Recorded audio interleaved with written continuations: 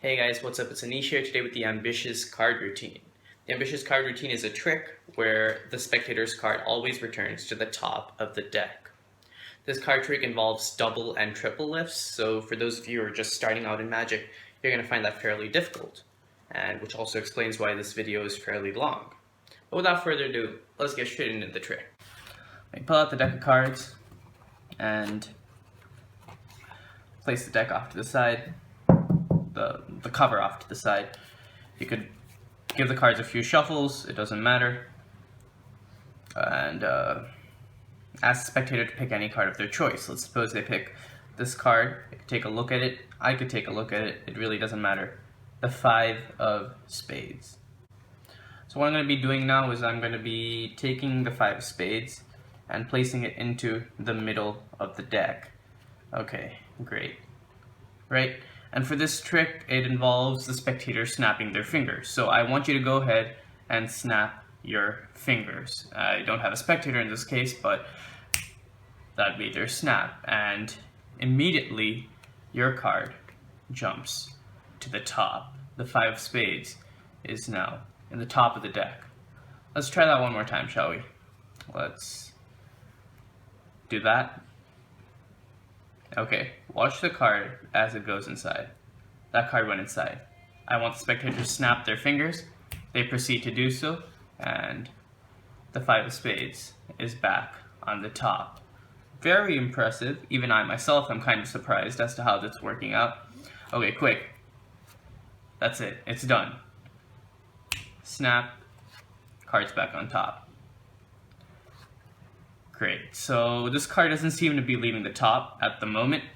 Let's make it harder. Okay, let's cut the deck, and as you can see, it's still the 5 of spades. I'm going to take it, I'm going to put that in the middle of this fan, and I'm going to put that in the middle of the deck. You saw that all happen, right? You could rewind it, you could watch it again if you want to. But the snap of my finger, the 5 of spades, is back on top. Very, very impressive. I don't know how this deck is doing it. All I'm doing is turning around the top card. Seems to be working for me in the favor of me, so I appreciate that deck.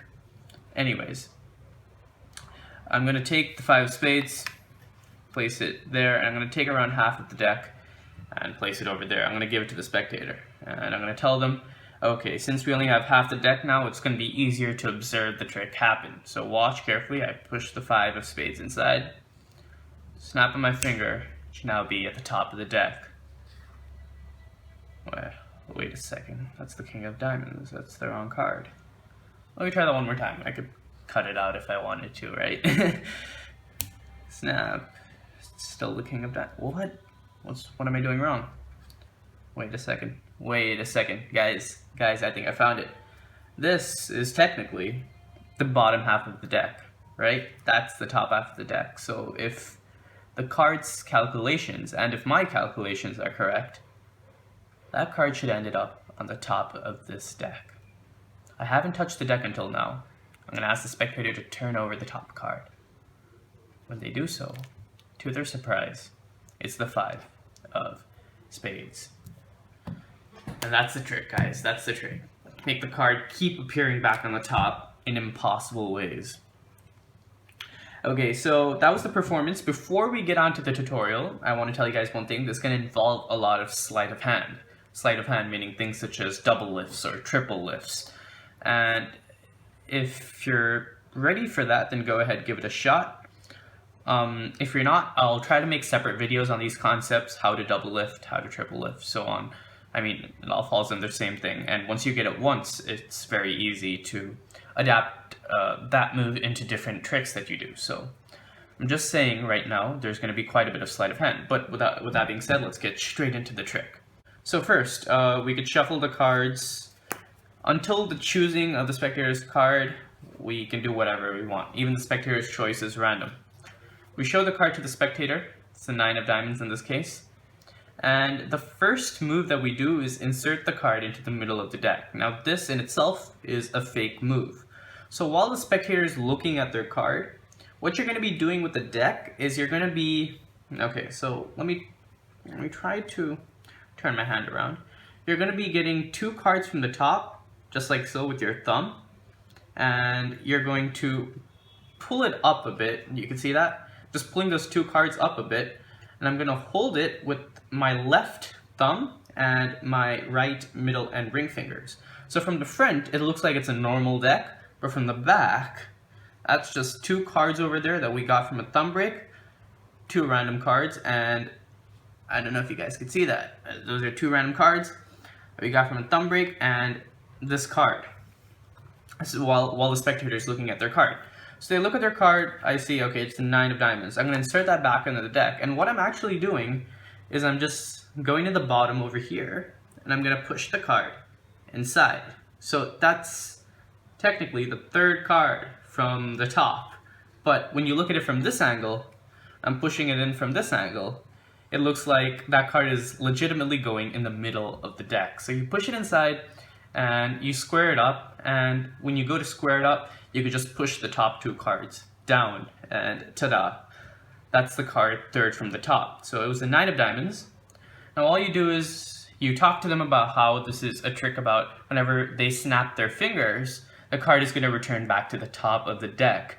And that already is impressive because they have control over them getting the card to the top of the deck. And while you're saying all of this stuff, that's when you're going to count 3 cards using your thumb.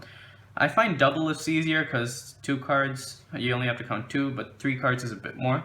Just count 3 cards and hold it with your pinky. Since you're holding the deck like this, use your left pinky to hold on to these 3 cards and make that kind of gap. From the front, you shouldn't be able to see anything, right? So I used to do this at the beginning.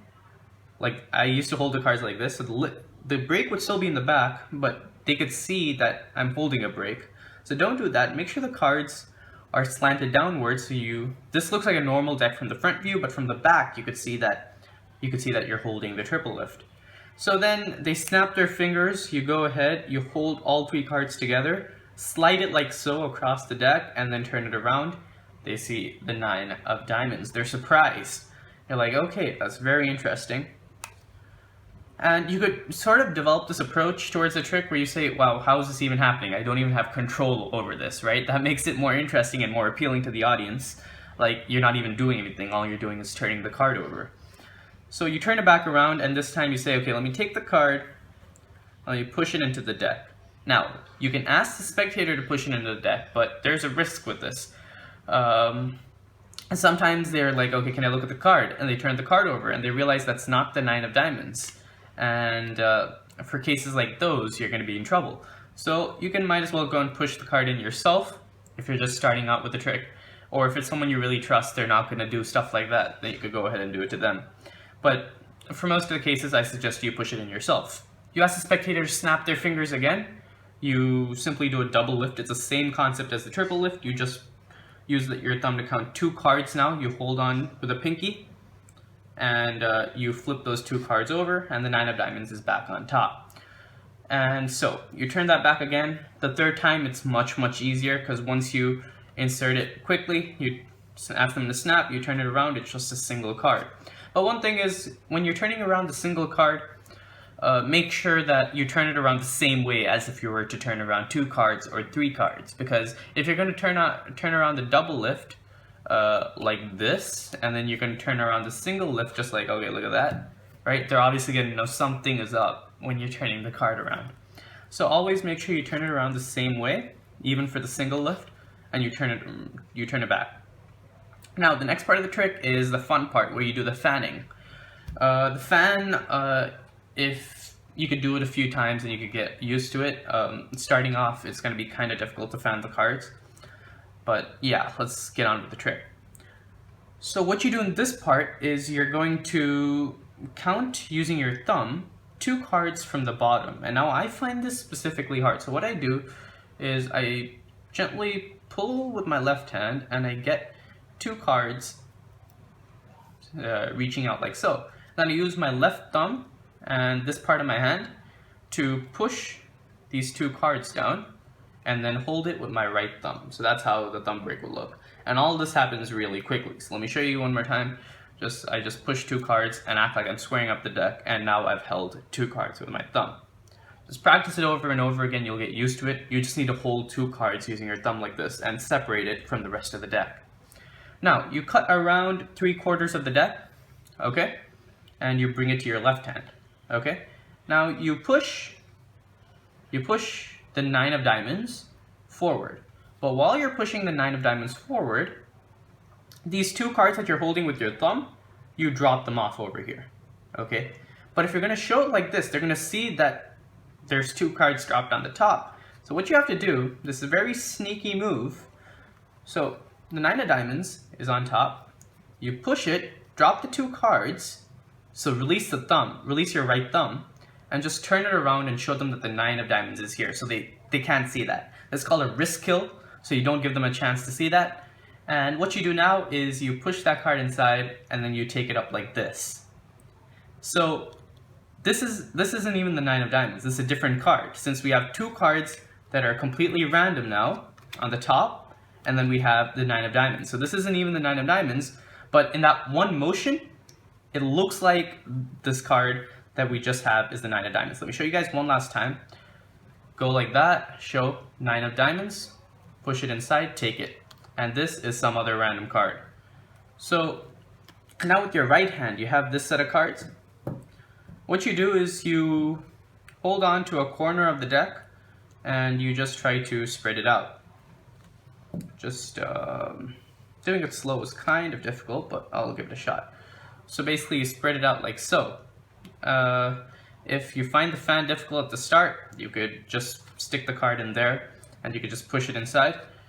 But just hold on to the left corner and just spread it out. Put the card inside, close it back, and then use your left hand to count around half the deck here and insert this entire packet into there. So we're sure that your card went in the middle of the fan, and then that fan went in the middle of the deck. So it's no possible way that the card can jump back to the top, because they saw that happen right in front of their eyes. But our card, in reality, is second from the top. So there, all you have to do is a double lift, ask them to snap their fingers, then do the double lift, turn it around, 9 of diamonds, and still in the top. Now we're on to our last part of the trick. We turn the card around and we place it somewhere over here, and that is not our 9 of diamonds, that's some other random card, right? Because we have 1 extra card above it. I'm going to cut around half of the deck and we're going to keep it near the spectator. We're going to give it to the spectator, ask them to hold it, and our excuse for that is if we have half the deck, it's going to be easier to notice it happen in front of your eyes. There's lesser cards to deal with. Now we know that the 9 of diamonds is actually on the top of this deck, but they don't know that. They think the 9 of diamonds is over here. So we can use that to our advantage and say, okay, I'm going to push it into the middle, and with a snap of your fingers, the card should come back to the top. They snap their finger. We turn around the top card. It's not the 9 of diamonds. Interesting. Okay. Then you say, okay, let me try it one more time. I don't think it's working. Do it one more time. It still doesn't work. What am I doing wrong here? You think for a moment, and you say, oh, right. Here, this is technically the bottom half of the deck, and according to the rules of the ambitious card trick, the card always returns to the top of the deck, and the top of the deck is there. So I want you to turn that card over, and they're going to do it themselves, and surprisingly, that's going to be the 9 of diamonds. So that was the trick, guys. That was a very simple, not simple because there's some sleight of hand, but if you're used to the double and triple lifts, I feel like it'll be pretty simple for you guys. So just keep practicing. It's a card trick that requires some amount of practice. If you're completely new to Magic, then obviously you need some form of practice, a few hours probably. And with that being said, I really hope you guys enjoyed this trick. Hope you guys have a great day, and see you all later. Bye.